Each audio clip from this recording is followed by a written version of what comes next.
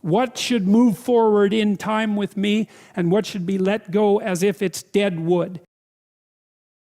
And the more dead wood that you let go of and burn off when you have the opportunity, the less it accretes around you. Here's something interesting about forest fires, you know. People have been trying to prevent forest fires for a long time, especially that damn bear, Smokey, right? He's trying to prevent forest fires. And so, because forest fires burn up the forest, and that can't be good. But here's what happens if you don't let forest fires burn, is that, well, forests collect a lot of dry branches, right? Because tree branches die and wood falls on the forest floor and collects. And so the amount of flammable material keeps increasing with time. And that's not so bad if it's wet, but if the amount of flammable material is increasing and it gets really dry, and then it burns, then you have a real problem. The forest fire can burn so hot that it burns the topsoil right off, in which case you don't have a forest at all anymore, you just have a desert. And lots of trees are evolved to withstand forest fires of a certain intensity, and some won't even release their seeds unless there's been a fire. And so a little bit of fire at the right time can stop everything from burning to the ground. And that's also a really useful insight, a metaphorical insight into the nature of sacrifice, right?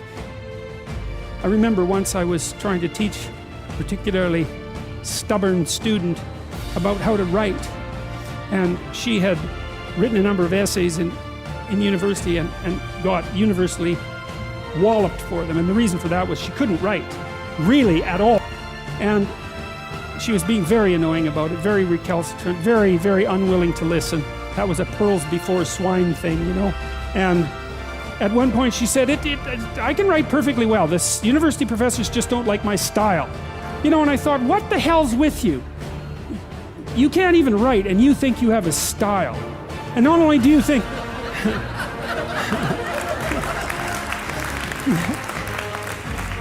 yeah, not knowing how to write is not a style. That's the other point, right? And so, you know, she instead of humbling herself, which was necessary, and okay, right? Because she was a new university student. It's like, of course you don't know how to write. When were you going to learn? In school? I don't think so.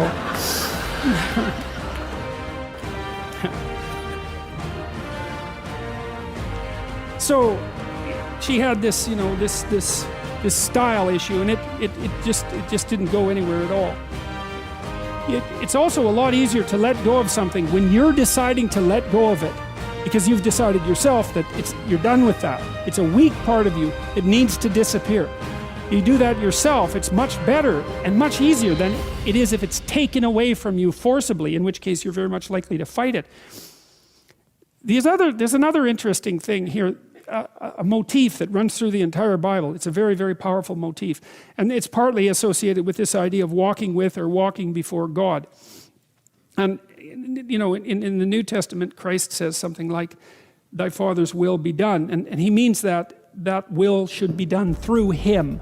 And so, I won't be able to state this exactly right, but it's something like this.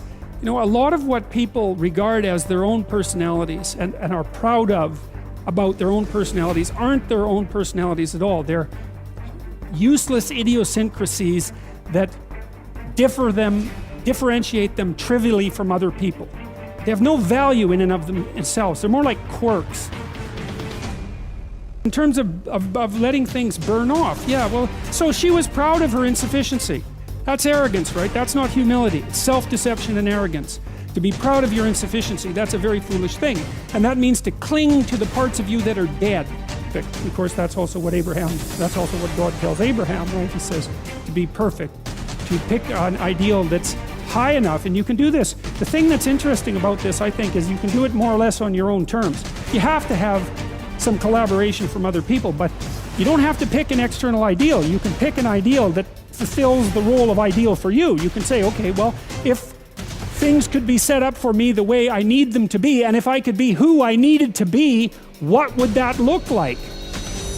And you can figure that out for yourself, and then instantly you have a judge. And I also think that's part of the reason people don't do it, right? Why don't people look up and move ahead?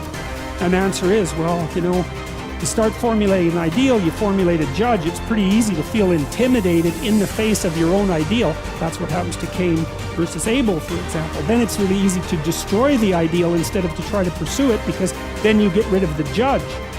But it's way better, lower the damn judge if it's too much. Like if your current ambition is crushing you, then maybe you're playing the tyrant to yourself, and you should tap down your ambitions, not get rid of them by any stretch of the imagination, but at least put them more reasonably within your grasp. You don't have to leap from point 1 to point 50 in one leap, right? You can do it incrementally. But I really like this idea. I think it's a profound idea that the process of recapitulating yourself continually is also the process of, it's a phoenix-like process, right? You're shedding all those elements of you that are no longer worthy of the pursuits that you're valuing. And then I would say, the idea here is that as you do that, you shape yourself ever more precisely into something that can withstand the tragedy of life and that can act as a beacon to the world. That's the right way of thinking about it. Maybe first to your friends and then to your family. It's like it's a hell of a fine ambition, and there's no reason that it can't happen. Every one of you knows people who are really bloody useful in a crisis, and people that you admire, right? Those are all, you can think of all those people as you admire as partial incarnations of the archetypal Messiah. That's exactly right. And the more that manifests itself in any given person, then the more generally useful and admirable that person is in a multitude of situations. And we don't know the limit to that. But people can be unbelievably good for things, It's really something to behold.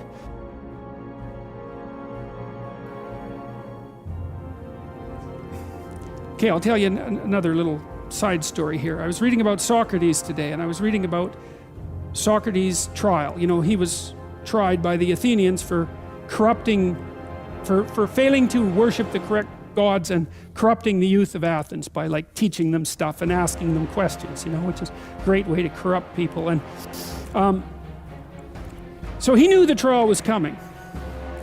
And Athens wasn't a very big place. It only had about 25,000 people. Everybody knew everybody. Everybody knew who the powerful guys were. And everybody, including Socrates, knew that the trial was a warning to get out of town, right? So we're going to put you on trial in 6 months, and the potential penalty is death.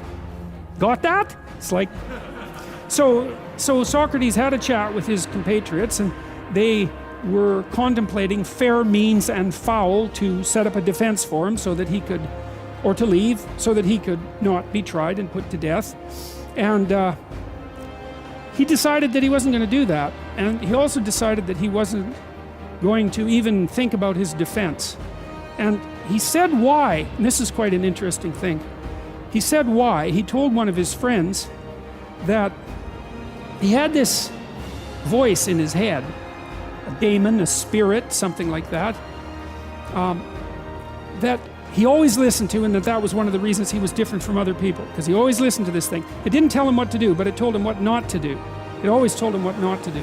And if it told him not to do something, then he didn't do it. If he was speaking and the little voice came up and said, no, then he shut up and he tried to say something else. And he was very emphatic about this. And he said that when he tried to plan to evade the trial, or even to mount his own defense, the voice came up and said, no, don't bother with it. And he thought, well, what the hell do you mean by that? There's a trial coming and I'm going to be put to death. And well, he eventually concluded that he was an old guy.